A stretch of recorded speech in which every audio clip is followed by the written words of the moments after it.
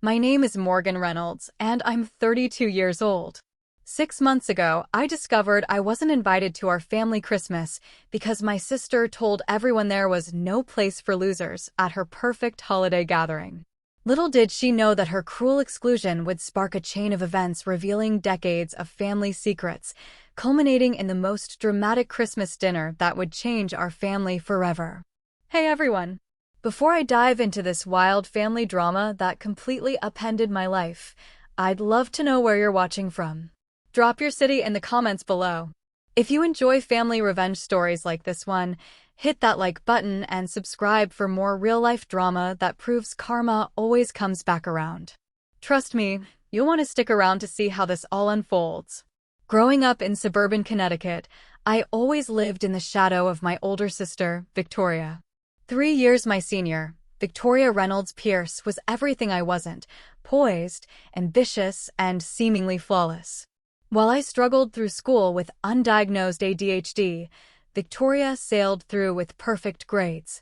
When I fumbled through awkward social situations, Victoria captivated everyone with her charm and confidence.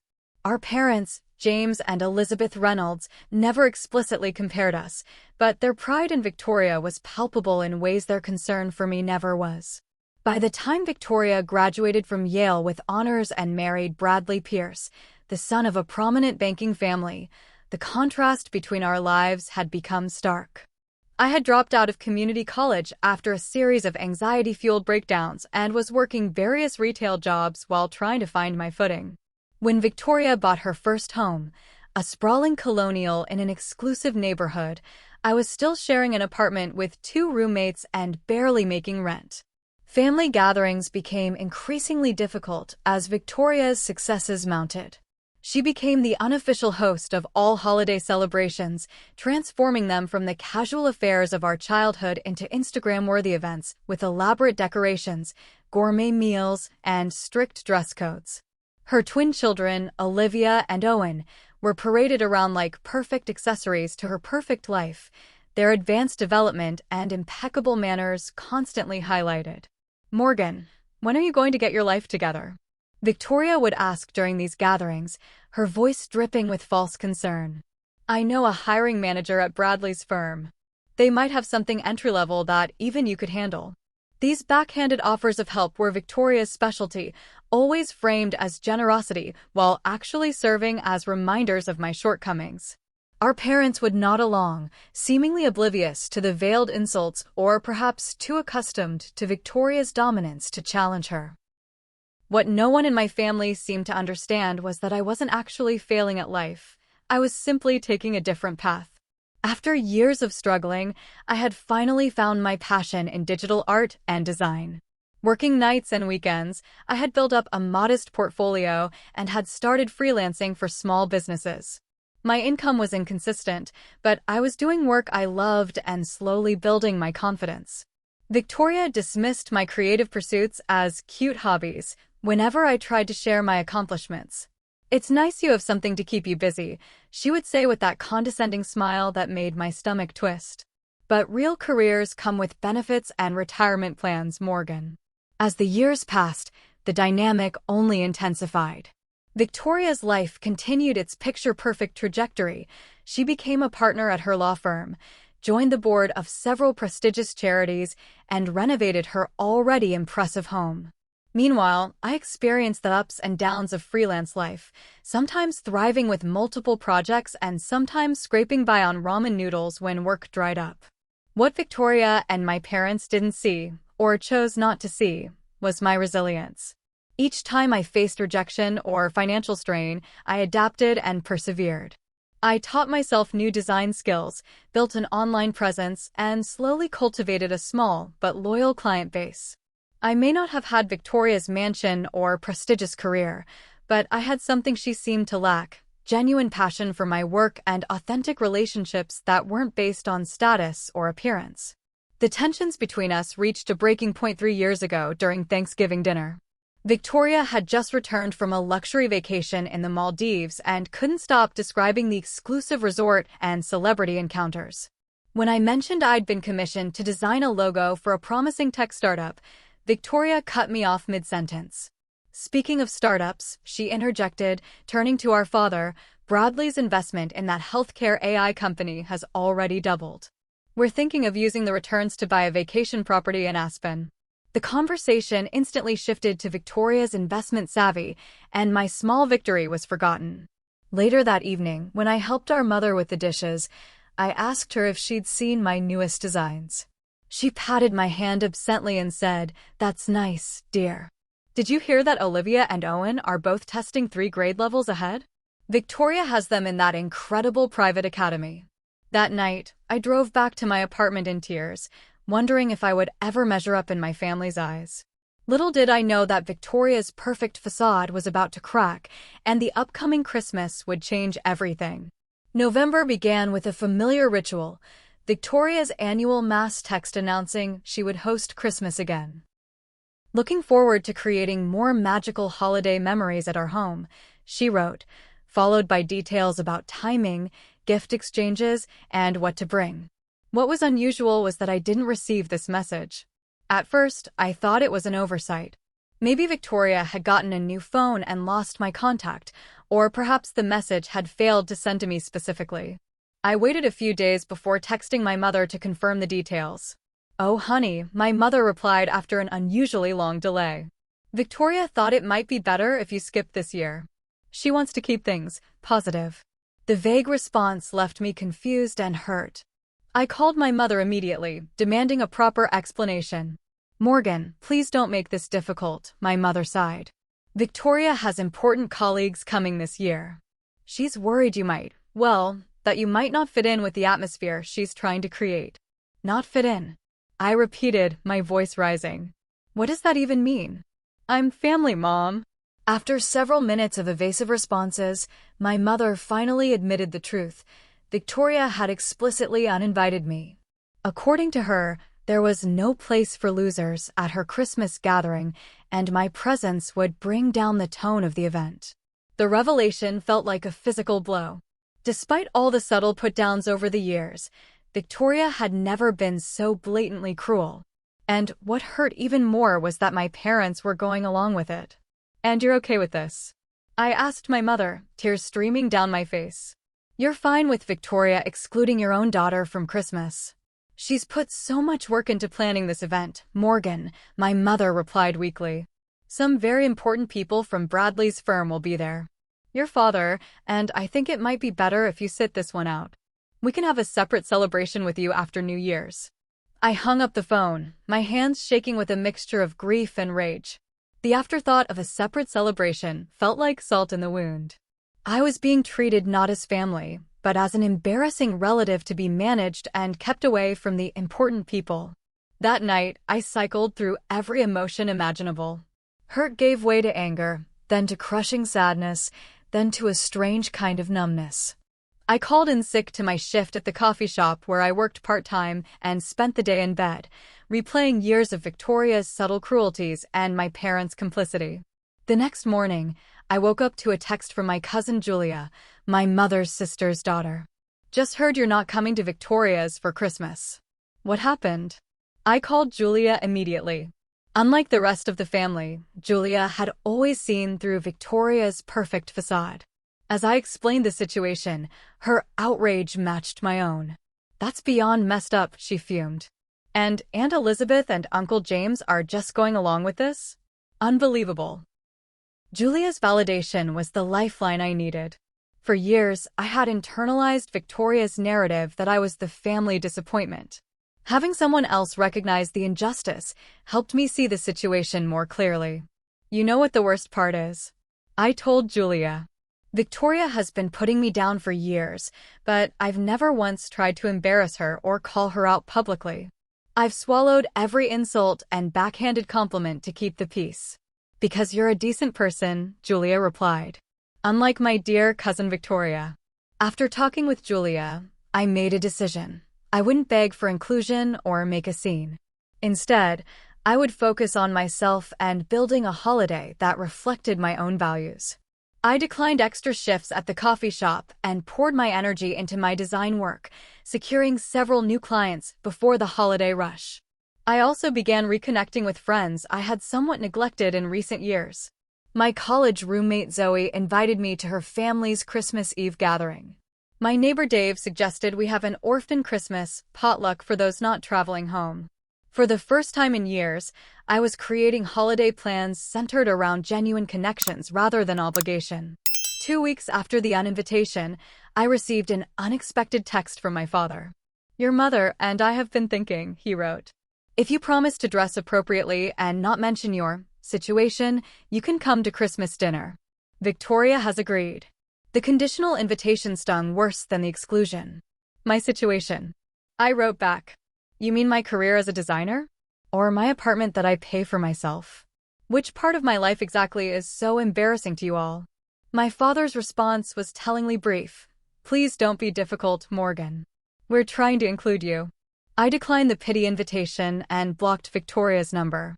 I also informed my parents that I would be spending Christmas with friends who accepted me as I was. The liberation of this decision was immediate. No more walking on eggshells, no more bracing for Victoria's subtle jabs, no more forcing myself to shrink to make others comfortable. What I didn't know then was that my uninvitation from Christmas would be the catalyst for uncovering truths that would ultimately bring Victoria's perfect world crashing down around her. 3 weeks before Christmas, I was working late on a design project when an email notification popped up on my screen. The sender was anonymous. The subject line simply, "About your sister Victoria." My finger hovered over the delete button, assuming it was spam, but curiosity got the better of me. Inside was a short message: "Your sister isn't who she pretends to be. Her perfect marriage is a lie. Bradley has been having an affair with his assistant for over a year. Victoria knows but keeps up appearances. Thought you should know." I stared at the screen in disbelief. The email included no further details, no evidence, and no hint about the sender's identity. It could easily be a cruel joke or someone with a vendetta against Victoria. Yet something about it felt plausible, a crack in the perfect image that Victoria had cultivated so carefully. My first instinct was to delete the email and forget about it. Despite Victoria's cruelty, I didn't want to participate in spreading rumors that could hurt her family. But before I could hit delete, a second email arrived from the same anonymous account. "Check Bradley's Instagram. Look at the comments from @LilyJasper28 on his posts from the charity gala last month." With trembling fingers, I opened Instagram and found Bradley's profile. He posted rarely, mostly formal photos from business events or carefully staged family portraits. I scrolled until I found the charity gala images: Bradley in a tuxedo, Victoria in a designer gown, both smiling perfectly for the camera. And there in the comments, just as the email had indicated, was a seemingly innocuous comment from @LilyJasper28. "You looked amazing that night, winking face."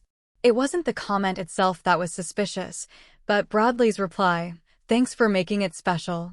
Looking forward to next week's meeting." The quotation marks around "meeting" were telling, as was the winking emoji he'd included. I scrolled through more of Bradley's posts and found similar exchanges dating back almost a year. Subtle, easily overlooked if you weren't looking for them, but unmistakable once pointed out. In one photo of Bradley at a business conference in Chicago, @LilyJasper28 had commented, "The hotel view was spectacular." Bradley had replied, "Not as spectacular as the company." My heart raced as the implications sank in. The perfect marriage that Victoria had flaunted for years, the partnership she had used as evidence of her superior life choices, was built on deception. Bradley, the ideal husband and father she constantly praised, was carrying on an affair right under her nose. Or, if the anonymous email was to be believed, with her knowledge. I spent hours that night down a rabbit hole of investigation. A quick Google search revealed that Bradley's firm had hired a new executive assistant named Lily Jasper 18 months ago. Her LinkedIn profile showed a pretty blonde woman in her mid-20s, recently graduated from Princeton. Her Instagram, while mostly private, had a few public photos that matched the LinkedIn headshot. The evidence was circumstantial but compelling. Yet I still had no idea who had sent me this information or why. Was it someone trying to help me? Someone with a grudge against Victoria or Bradley? Or was it a trap designed to make me look foolish if I acted on it? I tossed and turned all night, wrestling with the ethical dilemma. By morning, I had decided to do nothing with the information, at least not yet. I saved the emails and screenshots, but resolved not to confront Victoria or share the allegations with anyone else in the family. 2 days later, another anonymous email arrived. There's more you don't know. Bradley's firm is under investigation for financial improprieties. Victoria's perfect life is built on fraud. Look up case number CV 2023-87542 in the federal court database. This was getting increasingly bizarre. I considered the possibility that the sender could be Victoria herself, testing my loyalty or setting me up to spread false information. Yet my curiosity was now fully ignited. I searched the case number and found a sealed filing with Bradley's investment firm listed as a defendant. While the details were not public, the case was categorized under securities fraud. That same afternoon, I received a text from my cousin Julia. Have you heard anything strange about Bradley's firm? My dad mentioned something about investors pulling out over some investigation. This external confirmation convinced me that the anonymous emails weren't merely malicious fabrications. Something was genuinely amiss in Victoria's perfect world. Still, I decided to proceed cautiously. I asked Julia what she knew, which wasn't much, just rumors her father had heard through business connections. Over the next week, the anonymous emails continued, each revealing another crack in Victoria's façade. I learned that her twins' prestigious private school had threatened to expel them due to behavioral issues that Victoria had covered up with large donations. I discovered that their perfect colonial home was mortgaged to the hilt, with payments recently falling behind. Most shockingly, I learned that Victoria had been passed over for partnership at her law firm 3 times before finally securing the position through her connection to a senior partner who was a close friend of Bradley's father. The picture emerging was of a woman so desperate to maintain the appearance of perfection that she had built her entire life on shifting sands of deception and connection leveraging. The sister who had judged me so harshly for my modest life was, it seemed, living in a house of cards. I still had no idea who my anonymous informant was, but the steady stream of verifiable information suggested someone close to Victoria, perhaps a colleague, a friend, or even a household employee with access to private family matters. As Christmas approached and my parents' occasional texts about the holiday I would be missing became more frequent, I wondered, what should I do with all this information? The old Morgan would have kept quiet, avoiding conflict at all costs. But something had shifted in me since the uninvitation. I was no longer willing to be the family doormat, the one who absorbed all hurts to maintain a peace that benefited only Victoria. The final anonymous email arrived exactly 1 week before Christmas. She's been lying about you to the family for years. She told your parents you asked her for money repeatedly and became hostile when she refused. She showed them fake text messages. This is why they always take her side. And there it was, the missing piece that explained my parents' constant disappointment. Victoria hadn't just been building herself up, she had been actively tearing me down behind my back. The revelation hit me like a physical blow, leaving me gasping for breath. That night, I made a decision. I would attend Victoria's Christmas gathering after all, not as the apologetic black sheep, but as someone armed with truth. It was time for the family to see Victoria for who she really was. With Christmas just days away, I needed to execute my plan carefully. Simply showing up uninvited to Victoria's dinner and making accusations would only paint me as the jealous, unstable sister, exactly the narrative Victoria had been cultivating for years. I needed leverage, evidence, and most importantly, I needed allies. The first person I called was Julia. I need your help, I told her, explaining what I had discovered through the anonymous emails. I'm going to confront Victoria at Christmas dinner, but I can't do it alone. Julia didn't hesitate. I'm in. That woman has been manipulating the family for too long. But Morgan, how are you planning to get invited? Victoria made it clear she doesn't want you there. It was a valid question. I had declined my parents' conditional invitation weeks ago and made it clear I had other plans. Now I needed to reverse course without raising suspicions. Leave that to me, I assured her. But I need you to do something crucial. Can you casually ask around about Bradley's work situation? See if anyone in the family has heard rumors about the investigation. Julia promised to discreetly gather information from her father and other relatives who might be in the know. Meanwhile, I crafted a carefully worded text to my mother, swallowing my pride for the greater purpose. Mom, I've been thinking about Christmas. I overreacted before. Family should be together for the holidays, and I don't want my issues with Victoria to keep us apart. If the invitation is still open, I'd like to come. My mother's response was immediate and revealing. Oh, Morgan, that's wonderful news. Victoria will be so relieved. She's been feeling terrible about the misunderstanding. Of course, Victoria would reframe her deliberate cruelty as a simple miscommunication. It took every ounce of self-control not to call out the lie, but I maintained my role as the penitent sister. Great, I responded. Please let her know I'm looking forward to it. With my attendance secured, I moved to the next phase of my plan. I needed to find out who had been sending me the anonymous emails. This person clearly had insider information about Victoria and Bradley's lives, and they could be a powerful ally in exposing the truth. I replied to the last anonymous email with a simple question: why are you telling me all this? Hours later, a response appeared: because I've watched Victoria destroy people to maintain her image. Because you deserve to know the truth about your family. Because someone needs to hold her accountable. Who are you? I asked directly. Someone who works closely with Bradley. Someone who has seen too much to stay silent. The cryptic response narrowed the possibilities considerably. It had to be someone at Bradley's firm, perhaps even the infamous Lily Jasper herself. I took a calculated risk and asked, "Are you Lily?" The response came quickly: "No. Lily is part of the problem. I'm Bradley's executive partner, Eric Townsend. I've known your family for years, though we've never formally met. Victoria has spoken about you, not kindly." This was unexpected. Eric Townsend was Bradley's senior colleague, a name I had heard mentioned occasionally at family gatherings.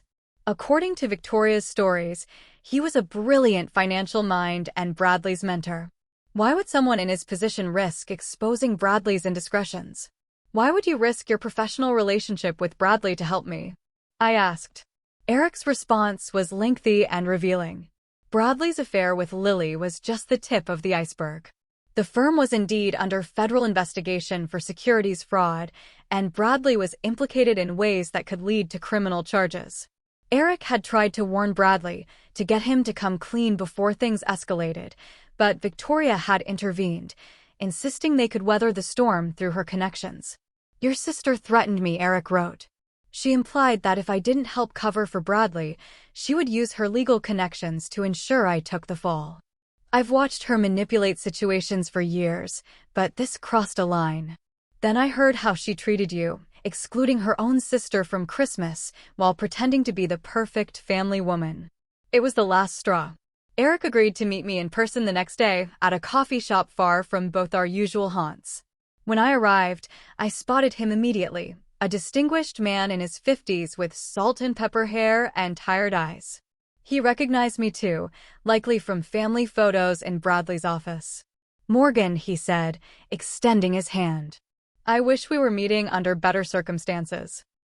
Over the next hour, Eric shared documents he had compiled, emails between Bradley and Lily arranging their rendezvous, financial records showing irregularities that pointed to fraud, and most damning of all, a recorded conversation where Victoria explicitly threatened to ruin Eric's reputation if he didn't help protect Bradley. "Why haven't you taken this to the authorities?" I asked, staring at the evidence before me. Eric sighed heavily. "I am, next week. But I wanted you to have this information first. Victoria has painted you as unstable and vindictive to everyone who will listen.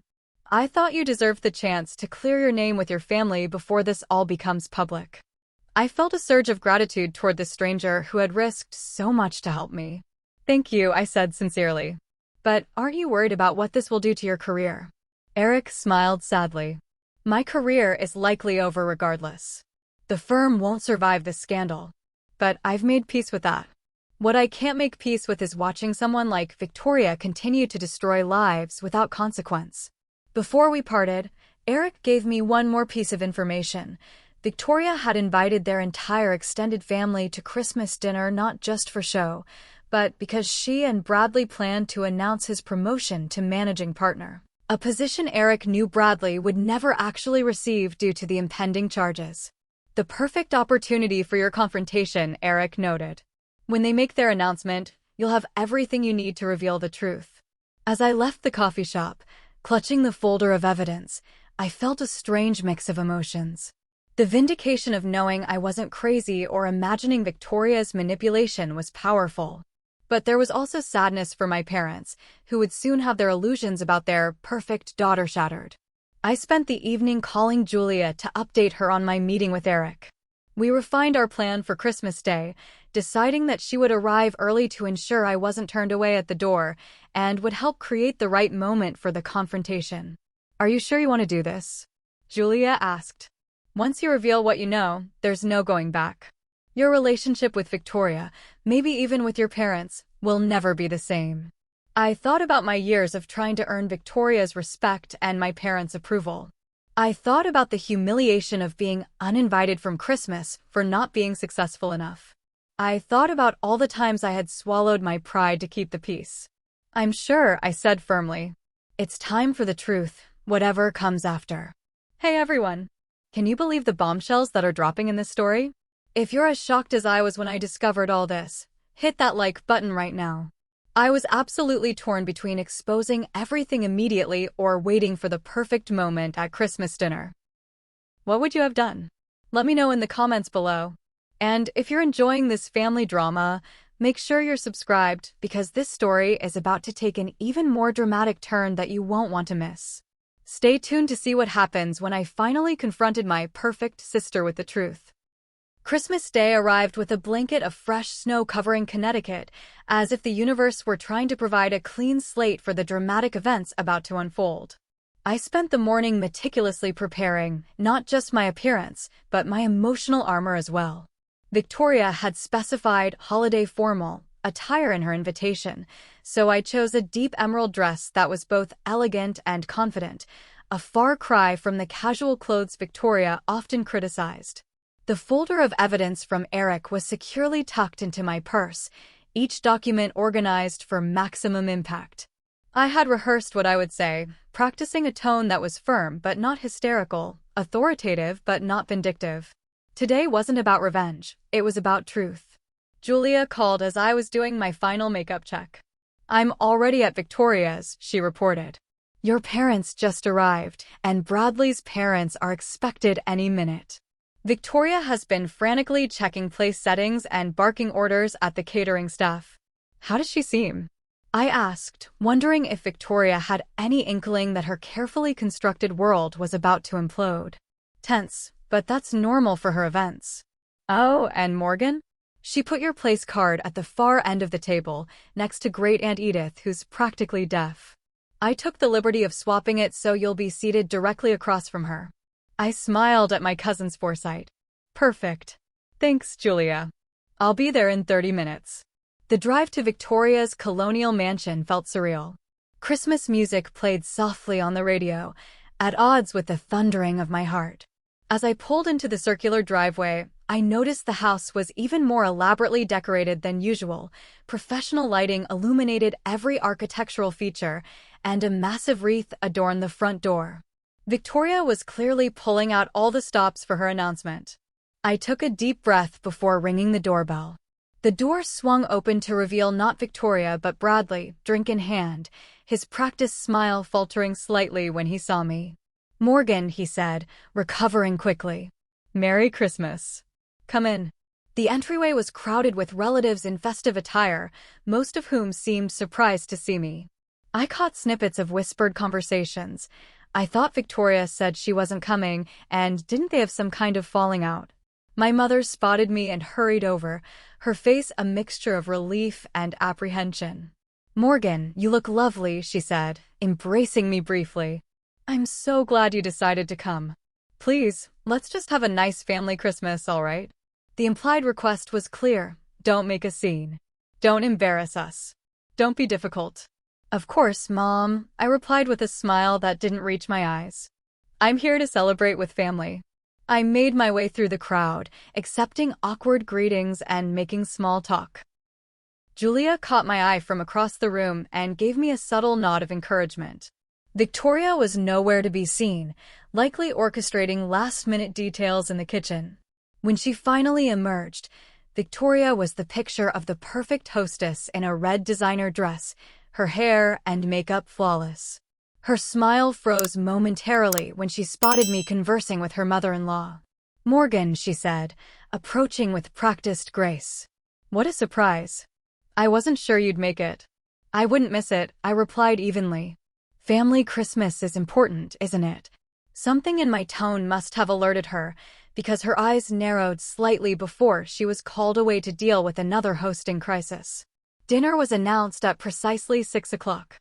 The dining room had been transformed into a holiday wonderland, with a table that seemed to stretch forever beneath crystal candelabras and elaborate floral arrangements. As Julia had promised, I found myself seated directly across from Victoria, with Bradley at the head of the table between us. Victoria maintained her hostess persona throughout the appetizer course, directing conversation and ensuring everyone's glasses remained filled. I observed her carefully, noting the tight set of her jaw and the way her eyes constantly darted to Bradley, as if ensuring he was playing his role correctly. The main course was served with theatrical flourish by the catering staff, a perfect roast, carved tableside. As everyone exclaimed over the food, I caught Bradley checking his phone under the table. Remembering what Eric had told me about Lily, I wondered if he was communicating with her even now on Christmas Day with his family surrounding him. Midway through dinner, Bradley clinked his glass for attention. Victoria straightened beside him, a triumphant smile playing at her lips. This was the moment they had orchestrated the entire evening for. "Family, friends," Bradley began, his voice carrying the practiced cadence of a man accustomed to boardroom presentations. "Victoria and I are so grateful to have you all here to share this special Christmas with us." He continued with platitudes about family and tradition before coming to his announcement. "I'm thrilled to share some wonderful news. As of January 1st, I'll be taking on the role of managing partner at Townsend and Pierce Investments." Applause erupted around the table. Victoria beamed, squeezing Bradley's arm possessively. My parents exchanged proud glances, as if their son-in-law's success somehow validated their own worth. I caught Julia's eye across the table, and she gave a slight nod. It was time. I cleared my throat and raised my glass. "I'd like to make a toast," I said, my voice steadier than I felt. Victoria's smile faltered. This wasn't part of her carefully planned script. To Bradley, I continued. "Congratulations on your announcement. It's quite remarkable, considering the federal investigation into securities fraud at your firm." The room fell silent, all eyes turning to me. Bradley's face drained of color, while Victoria's cheeks flamed red. "Morgan," my father warned from his seat near the end of the table. "This isn't the time." "Actually, Dad, this is exactly the time," I interrupted. "Before everyone continues celebrating, they should know what they're celebrating." I reached into my purse and removed Eric's folder, placing it on the table before me. Bradley isn't being promoted to managing partner. In fact, according to his actual partner Eric Townsend, Bradley is likely to be indicted after the holidays. The firm is under federal investigation for securities fraud, and Bradley is implicated in ways that could result in criminal charges. Gasps and murmurs rippled around the table. Bradley's parents exchanged alarmed looks. Victoria stood abruptly, her napkin falling to the floor. "This is absurd," she hissed. "Morgan is clearly having some kind of episode. She's always been jealous of our success." "I have proof," I said calmly, opening the folder. "Financial records, emails, even a recorded conversation where you, Victoria, threatened Eric to keep him from going to the authorities." Bradley slumped in his chair, his facade of confidence evaporating. "Victoria," he muttered. "What have you done?" Victoria's eyes darted wildly around the table, assessing the damage. "These are lies," she insisted. "Morgan has fabricated all of this out of spite because I didn't think it was appropriate to have her at our Christmas dinner." "Is that the story you're going with?" I asked, my voice steady. "That I wasn't invited because I don't fit your image?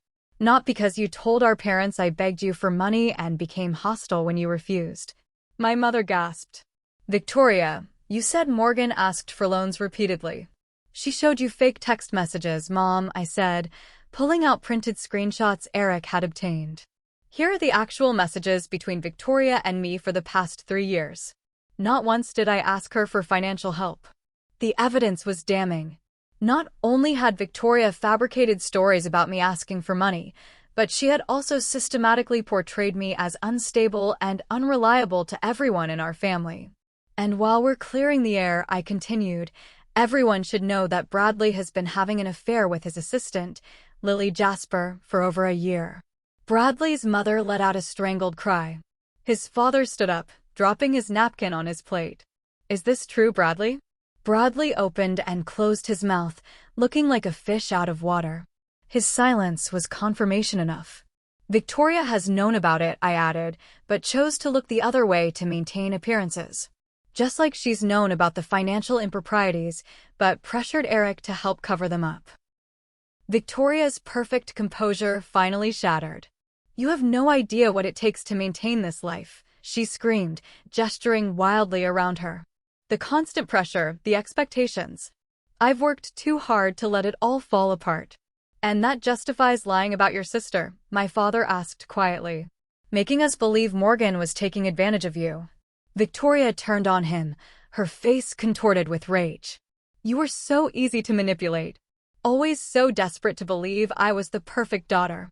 You never questioned anything I told you about Morgan because it fit what you already believed, that she was the disappointment, the failure. Her words hung in the air, brutal in their honesty. My parents looked stricken, confronted with the reality of their own complicity. The twins' private school called last week, I continued, determined to expose every lie. They're on the verge of expulsion due to behavioral issues that Victoria has been covering up with donations. And this house? It's mortgaged to the hilt, with payments recently falling behind. Victoria lunged across the table, trying to grab the folder, but Julia intercepted her. Enough, Victoria, she said firmly. It's over. Bradley stood shakily. I need to call my lawyer, he muttered, stumbling from the room. Victoria watched him go, then turned to face the family, her carefully constructed world crumbling around her. You think you've won? She spat at me. You've ruined everything. Are you happy now? I met her gaze steadily. This isn't about winning, Victoria. It's about truth. Something you sacrificed a long time ago. As the implications of the revelation sank in, relatives began making awkward excuses to leave. Bradley's parents followed their son, faces grim with shock and disappointment. Within 20 minutes, the elaborate Christmas dinner had become a ghost town, with only my parents, Julia, and a few stunned relatives remaining. Victoria stood in the midst of her ruined celebration, mascara tracking down her cheeks as she finally comprehended the magnitude of what had happened. Her perfect image, the one she had sacrificed everything to maintain, had been shattered beyond repair. The days following Christmas were a blur of family chaos and public scandal. By December 27th, news of the federal investigation into Bradley's firm had broken in the financial press. The story gained traction quickly, with Bradley and several colleagues being placed on administrative leave pending the outcome of the investigation. Victoria's name was mentioned in several articles as the spouse who had allegedly participated in covering up the fraud. My parents called me the day after Christmas, their voices heavy with a mixture of guilt and confusion. We need to talk, my mother said simply. I met them at their home, the place where Victoria and I had grown up. As I sat across from them at the kitchen table, I was struck by how much older they suddenly looked, as if the revelations had aged them overnight. We owe you an apology, my father began, his voice uncharacteristically tremulous. We believed Victoria's lies about you because it was easier than facing the possibility that our golden child wasn't perfect. My mother reached across the table for my hand. All these years, we've been so proud of Victoria's achievements, her lifestyle, her perfect family. We never stopped to question how she achieved it all, or what it might be costing her or you. Why didn't you tell us how she was treating you? My father asked. I sighed, years of suppressed emotions rising to the surface. I tried, Dad. So many times. But whenever I mentioned Victoria's behavior, you both dismissed it as sibling rivalry or my own insecurity. After a while, I stopped trying. The painful conversation continued for hours as we untangled years of misunderstandings and manipulations. My parents acknowledged how they had unconsciously reinforced Victoria's narrative by constantly comparing us, always to my detriment. I shared how their implicit approval of Victoria's treatment of me had eroded my self-confidence and driven a wedge between us. We were blind, my mother admitted tearfully. And that blindness hurt you deeply. I don't know if you can forgive us, but we want to try to make it right. It wasn't an instant reconciliation. Too much damage had been done for that, but it was a beginning, a foundation upon which we might eventually rebuild our relationship. Victoria, meanwhile, was facing the collapse of her carefully constructed life. Bradley had moved out of their colonial mansion 3 days after Christmas, taking up residence in a hotel while his lawyers negotiated with federal investigators. Rumors circulated that he was cooperating in exchange for leniency, potentially implicating Victoria in the process. The twins were pulled from their prestigious private school amid the scandal, their behavioral issues suddenly public knowledge as other parents gossiped about the family's downfall. The mortgage company began foreclosure proceedings on the house when it became clear that Bradley's assets would be frozen during the investigation. Victoria's law firm placed her on indefinite leave, distancing themselves from the scandal while they conducted their own internal review of her cases for any improprieties. Her charity board positions evaporated overnight, former friends stopped returning her calls, and the social circle she had so carefully cultivated disappeared as quickly as morning dew under a harsh sun. I didn't witness most of this firsthand. The details came to me through Julia and other family members. I had made the conscious decision to step back and focus on my own life, rather than gloat over Victoria's downfall. There was no satisfaction in watching her life unravel, only a sad recognition that she had built her existence on an unsustainable foundation of lies and manipulation. A week into the new year, I received an unexpected text from Victoria. "Can we meet?" I hesitated, unsure if I was emotionally prepared for another confrontation. But curiosity and a small, stubborn hope for resolution won out. "When and where?" I replied. We agreed to meet at a quiet coffee shop halfway between our homes, neutral territory. When I arrived, I barely recognized the woman sitting in the corner booth. Victoria looked diminished somehow, her designer clothes replaced by simple jeans and a sweater, her usually perfect hair pulled back in a practical ponytail.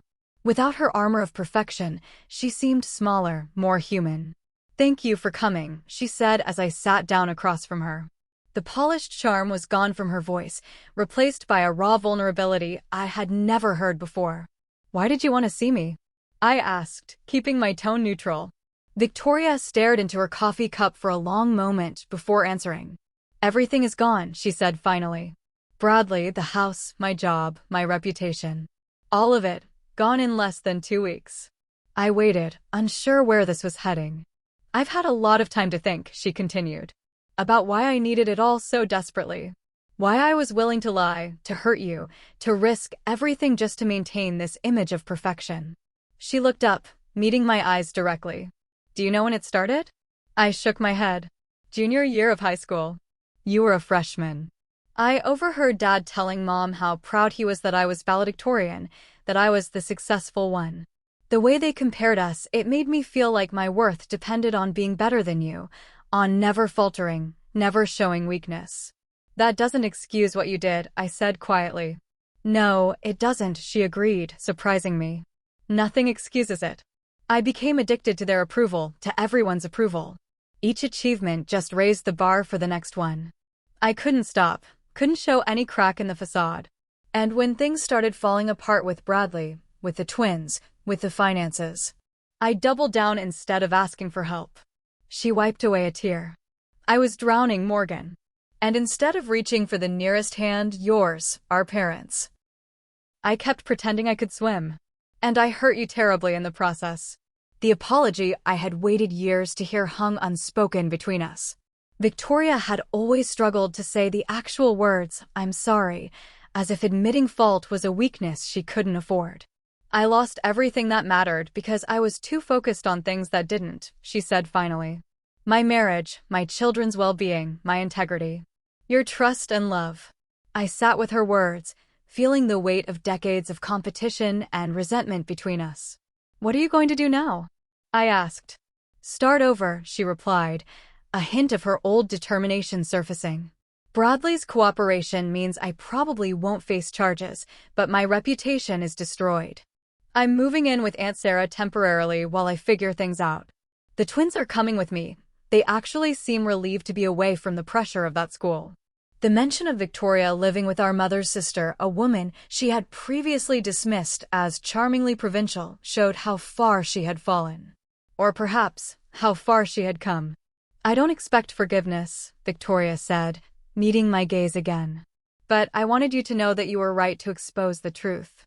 It was destroying all of us, especially the twins.